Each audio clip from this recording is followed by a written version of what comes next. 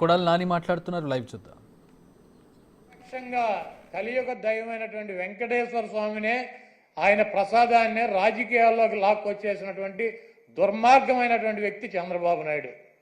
ఈరోజు ఇటువంటి దుర్మార్గం చేసి ఆలయ ప్రతిష్టని, వెంకటేశ్వర స్వామి విశిష్టతని దెబ్బతీసినటువంటి ఈ చంద్రబాబు నాయుడు గారికి బుద్ధి రావాలని చెప్పి, దీనిలో ఎటువంటి తప్పు జరగలేదన్నది ప్రజలకి తెలవాలని చెప్పి 1కి 10 సార్లు చెబుతున్నాం. ఎందుకంటే ఆ ప్రసాదం సేవించినటువంటి ఏ భక్తుడు కూడా కల్తీ ప్రసాదాన్ని తీసుకోవాలా, అక్కడ రిజెక్ట్ అవుతుంది. మొన్న వచ్చినటువంటి వెహికల్ కూడా, ఆయన ముఖ్యమంత్రిగా ఉండగా వచ్చినటువంటి వెహికల్ కూడా రిజెక్ట్ అయ్యి వెనక్కి వెళ్ళింది, అది వాడల. అటువంటి పొరపాటు తిరుమల తిరుపతి దేవస్థానంలో జరగడానికి అవకాశం ఉండదు. అక్కడ ఉన్నటువంటి బోర్డు కానీ, అక్కడ ఉన్నటువంటి ల్యాబులు కానీ, అక్కడ ఉన్నటువంటి ఉద్యోగులు కానీ ప్రతి వస్తువుని టెస్ట్ చేసే లోపలికి అనుమతి ఇచ్చేటువంటి పరిస్థితి ఉంటుంది.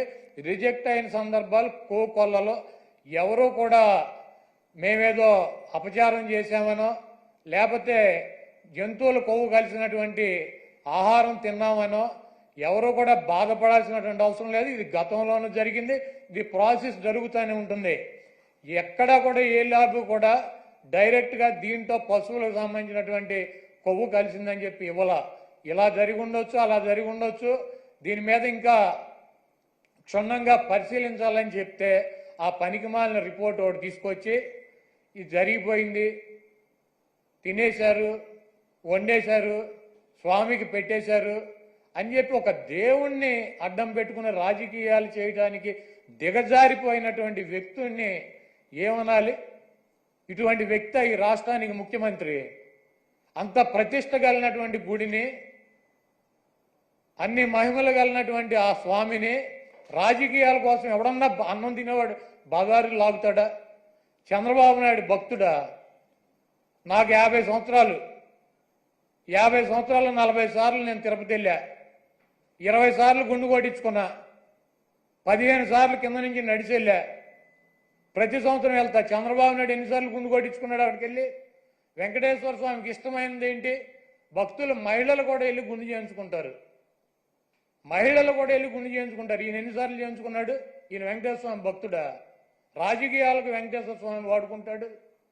జగన్మోహన్ రెడ్డి గారిని రాజకీయంగా దెబ్బదాకా కొట్టాలంటే నువ్వు డైరెక్ట్ రా, ఆయన సిద్ధంగా ఉన్నాడు. వెంకటేశ్వర స్వామిని, మతాలని, కులాలని విచ్ఛిన్నం చేసి ఇది పెద్ద కుట్రగా మేము భావిస్తున్నాము. దీని మీద ఎటువంటి ఎంక్వైరీ అయినా సిద్ధంగా ఉన్నామని చెప్పి జగన్మోహన్ రెడ్డి గారు సుప్రీంకోర్టు న్యాయమూర్తికి, ప్రధాన న్యాయమూర్తికి లేఖ రాశారు. అదేవిధంగా ప్రధానమంత్రికి లెటర్ రాశారు.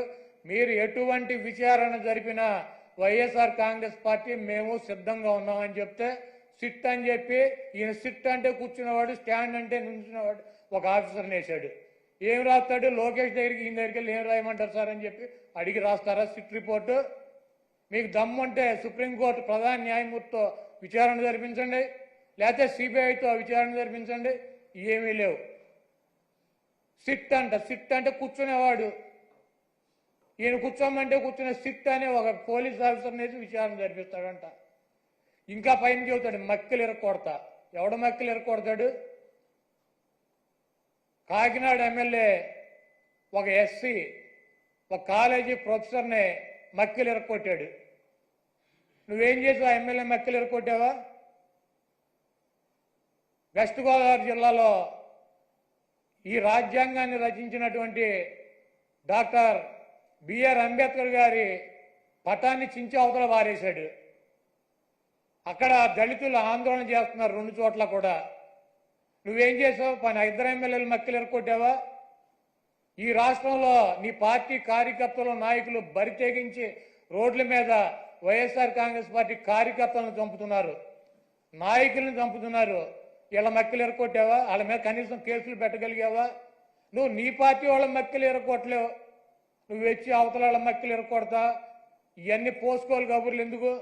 నీకు దమ్ముంటే నీ పార్టీలో జరుగుతున్నటువంటి అక్రమాలు, నీ పార్టీ ఎమ్మెల్యేలు నీ పార్టీ కేడర్ చేస్తున్నటువంటి దుర్మార్గాలనే అరికట్టు, వాళ్ళ మీద చర్యలు తీసుకో. నువ్వు ఇవన్నీ చేయకుండా నొట్సలతోనే ఒకటి చెబుతావు, నోటితోనే ఒకటి చెబుతావు. ఇక 24 గంటల దేవుడైనా రాజకీయమే, మావైనా రాజకీయమే, ఏదైనా రాజకీయమైనా మన బతుకు. కాబట్టి చంద్రబాబు నాయుడు చేసినటువంటి ఈ దుర్మార్గానికి, వెంకటేశ్వర స్వామి మీద ఆయన ప్రసాదం మీద జరిగినటువంటి బురదకి ఆ స్వామిని క్షమించమని చెప్పి, ఈ చేసినటువంటి చంద్రబాబు చేసినటువంటి ఈ దుర్మార్గానికి, ఈ పాపానికి ఏమన్నా శిక్ష వేస్తే ఆయనకి వేయండి, కానీ ఈ రాష్ట్ర ప్రజలకు కానీ దీంతో తెలవక ఎవరన్నా సమిధులైతే వాళ్ళని వదిలేయమని చెప్పి 28వ తారీఖున వైఎస్ఆర్ కాంగ్రెస్ పార్టీ నాయకులు, కార్యకర్తలు, అదేవిధంగా ఆ వెంకటేశ్వర స్వామి భక్తులు మీకు అందుబాటులో ఉన్నటువంటి దేవాలయాల్లో పూజలు చేసి చంద్రబాబు చేసినటువంటి ఈ పాపాలకి, చంద్రబాబు చేసినటువంటి ఈ దుర్మార్గానికి, చంద్రబాబు దిగజారిపోయినటువంటి ఈ దిగజారుడుతనానికి పశ్చాత్తాపంగా మేమందరం కూడా ఈ రాష్ట్రం సౌభాగ్యంగా ఉండాలని చెప్పి వెంకటేశ్వర స్వామికి కానీ, వెంకటేశ్వర స్వామి ప్రసాదానికి కానీ ఎవరూ కూడా హాని చేయలేరు.